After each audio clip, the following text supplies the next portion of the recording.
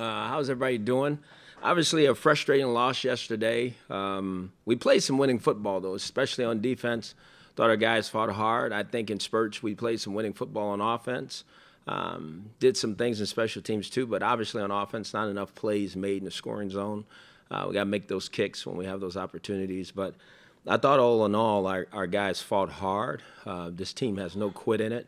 Obviously, you can't turn the ball over the way we did in the scoring zone. That's kind of been something we've done this year. It's disappointing. We got to get that corrected. But again, as I talked to the team today, we're all in. I mean, everybody to a man, we're all in. We know what we're facing. We know everything that's going to get said and written and all that. Well, honestly, we don't care. We're not going to get concerned about any of that. What we're going to get concerned about is just playing winning football, getting better, and making sure that we take care of our issues as a football team. So that's what we have to do in order to get this thing turned. And as I told them, I came here for one reason, and that's to get it turned. When it's going to turn, I don't have the answer to that, but that's what I'm here for, and that's not going to change. So I'm committed to fixing this. I'm going to stand in the gap of all of this and put it on my shoulders with the rest of our staff and our players, and we're going to get this fixed. It's frustrating to a man, I'm sure, to coaches, to our players, but at the same time, nobody can do anything about it but us. We're the ones that made those mistakes out there yesterday that would have given us an opportunity to win. So we can't blame or fault anybody. You know, we go back to practice, we go back to work, we do it better, we hold each other a little bit more accountable to what we're trying to do, but no one's running. You know, no one's going to run from what we're dealing with. We're accountable to it. We have to fix it, and that's what it is. As far as the injuries are concerned, Jamie Collins has fully been cleared from the concussion protocol, will return to practice this week. James Burgess had a knee injury. We'll see how that responds, and there's nothing significant outside of that to report. So that's a good thing. You know, we got a pretty healthy football team as we start practice for the week getting ready for Houston.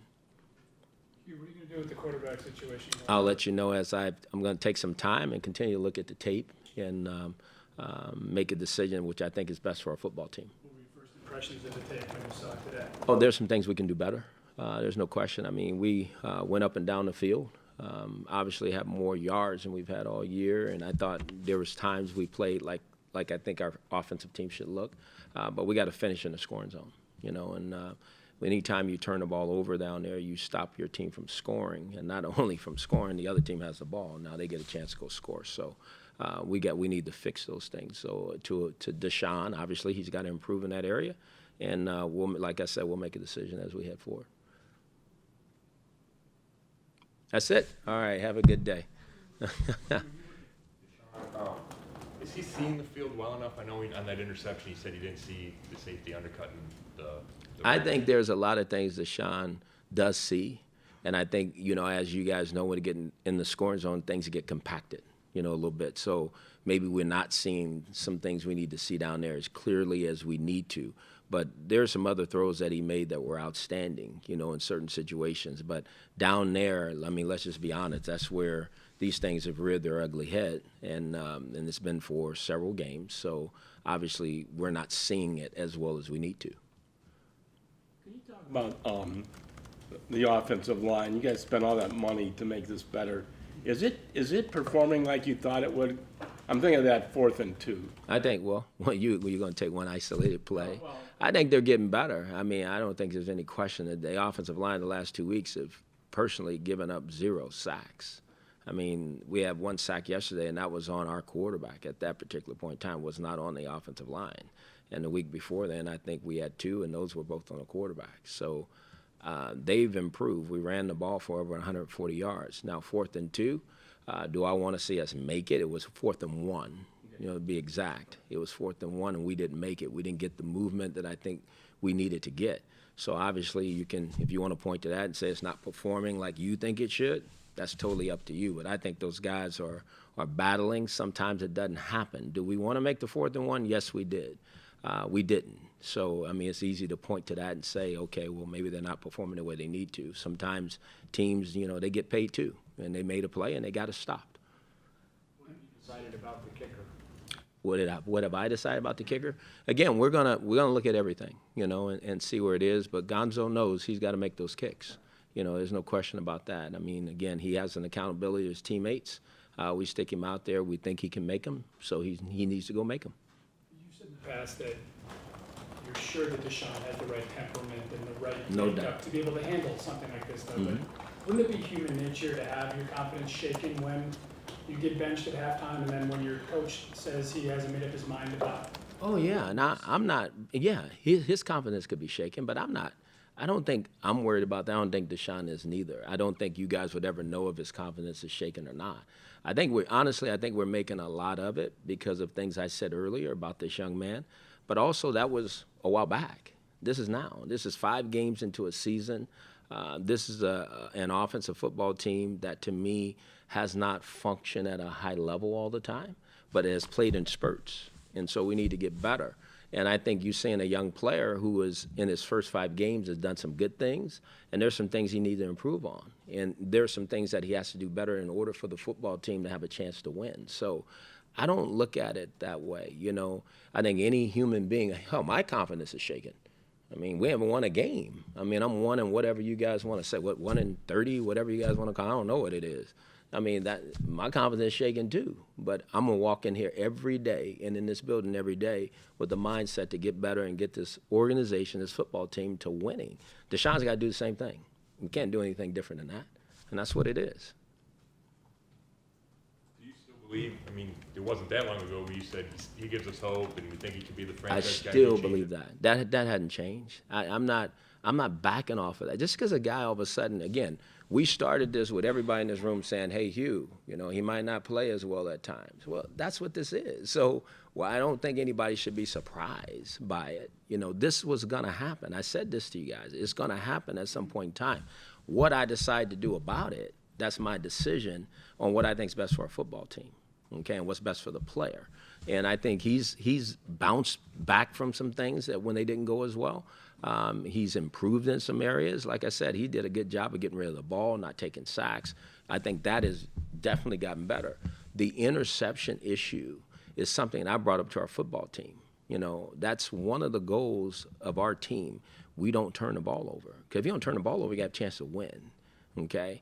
If you turn the ball over, you don't have a chance to win. So, again, I got to do a great job with the football team. It's not just about him, because I'm also responsible for 53 other guys, and maybe more than that, how many is over there, that I'm responsible for making sure they understand that we're trying to win.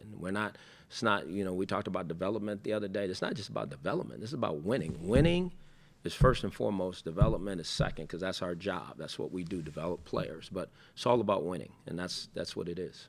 When you say shouldn't be surprising, I get what you're saying, but at the same time, you also were real insistent before the season. We're going to ride through the ups and downs that we know are coming. Absolutely. Ride through the ups and downs until I determine that the ups and downs are too much. I've been riding through. That's what we've been doing. But at some point in time, I have to look and say, what's best for the football team? And that's what I plan on doing, and I think that's where it all starts. And we have. Deshaun, in my opinion, is going to be a tremendous football player in this league. And he's got to continue to work at it each and every day. He's like most young quarterbacks that start into this. It goes good, then there's a little nosedive, then there's a pickup, and then there's a flatten out period. He's going to go through all of that until he's gone through it. He's the youngest quarterback in the National Football League. And I said it. I was going to ride with him, and I have done that. I've also said it a week ago that I thought the young guy played lights out, and I think everybody took that to another level. I said that because he played lights out in decision-making. I didn't say delivering the ball, this, that, and the other. It's decisions and not taking sacks. So maybe I should have phrased that differently. But at the same time, he's growing and he's getting better in some areas. But there's a lot of areas that you have to be good at playing quarterback in the National Football League, and I think we all know that. Winning or more than development, hasn't Hogan earned an opportunity to start? Well, we'll see. We'll see. That's why I say it's about winning and development. It's both. But winning is first, because that's what we do this for. We don't do this for any other reason. So we'll see. We'll see where that all goes. I haven't made that decision yet. If you do decide to go with Hogan, how will being on the sideline for however many weeks benefit Kaiser? I think if that's the decision that I make and that we make, then I think it will benefit him tremendously. Because you get a chance to just take a breather and take a look at it from a different lens. not from that pressure. The pressure of playing quarterback in a National Football League for 70 plays a game and making all the right decisions and understanding defenses and where the ball goes sometimes can be tough. Some guys handle it extremely well. Some guys hit divots as they go. Some guys rise above it, and that's okay. All of it's going to happen in a guy's first year.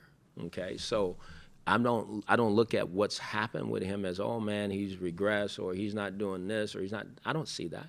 I see a young man who's going through the process of trying to become a good quarterback in this league with a young football team, and he's trying to help carry it, and that's tough. That's just part of it. Go about, what are you going to do to make this decision? What's the process going to be? Well, I think for me, Mary Kay, I just need to, kind of get along to myself after watching the tape again and really thinking back through it all. And then again, like I said, my decision was best for our team. What's best for our team to put us in position to win? And I think, and also what's best for Deshaun. It's not just the team, but what's best for him so that he can feel like, okay, I'm moving further along in this process and I'm understanding what I need to do to be better. I think all that will go into my decision making. Go through the thought process of why Hogan, was kind of like dismissed as number 4 throughout the whole summer and got fewer reps than anybody. I know you had to parcel him out at some point, but he never seemed to be in the picture as a contender. I know that's what you guys thought. That's why he's the backup. I know that's the way you guys felt because you guys were keeping track of all that, but I've never said that in this room. I know people felt that way, but Kevin has always been right there, in my opinion. I've watched him play last year for this football team. I watched him play in the preseason. I've never felt that. I mean, I'll let you guys make all those decisions and statements, but Kevin has always been right there. Well, he didn't get a start in any of the preseason games. That was okay. It wasn't about him getting a start. One. That's okay. That's all right. But no, well, that's what you guys think in practice. There are certain things I watched him do that I needed him to do that showed me where he was. And again, he's a very cerebral young man. He gets it and works at it each and every day extremely hard. So I knew exactly where Kevin is and what I needed to see from him. And that's why I made him backup quarterback. Myles wake up and feel this morning when he got in the building? I'm sure sore. He was a little sore, but again, it was good to have him out there. Boy, what a tremendous play, in the first play, and again, the other sack that he made. So he gave us some juice, gave us a lift. I mean, again, he was part of the defense I thought that played well, and we got to continue to get him to that next level where he can play longer. You had him on a pitch count for his debut, 19-ish snaps Right. yesterday. Do you have a plan that as the weeks go on, that's going to gradually increase? Absolutely. That's the plan. Let's get him through a little bit more in practice, get him through a little bit more in the game. Mm-hmm. When you make a decision like you did on the fourth down, Yes, is part of you have a guy, just out of curiosity, you have a guy in the press box who's I do. got a computer? Absolutely. We talk about it before the game, and we talk about it during the game. So, yeah, I do have someone in the press box. His name is Dave Giuliani, and he's extremely good. He's been outstanding all year.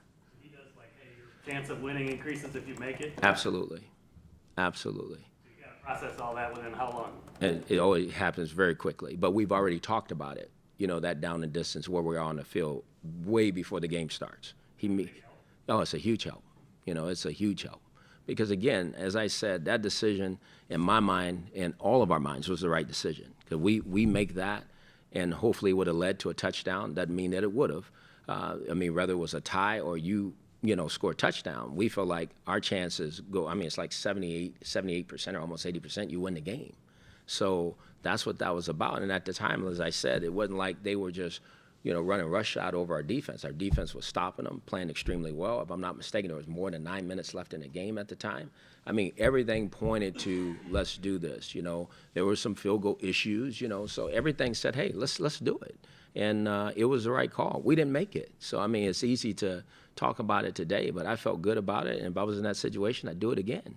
And that's just where we were. We didn't make it. They were able to go down and score. I never thought they'd go 97 yards and go score. So, again, it's going to look like a bad decision, but I felt very good about it. The information I have said, let's do it, and that's what we did. That, though, because Yeah, because at first, when I first thought, I said, okay, let me go for the tight end. I'm like, no, let's win the game.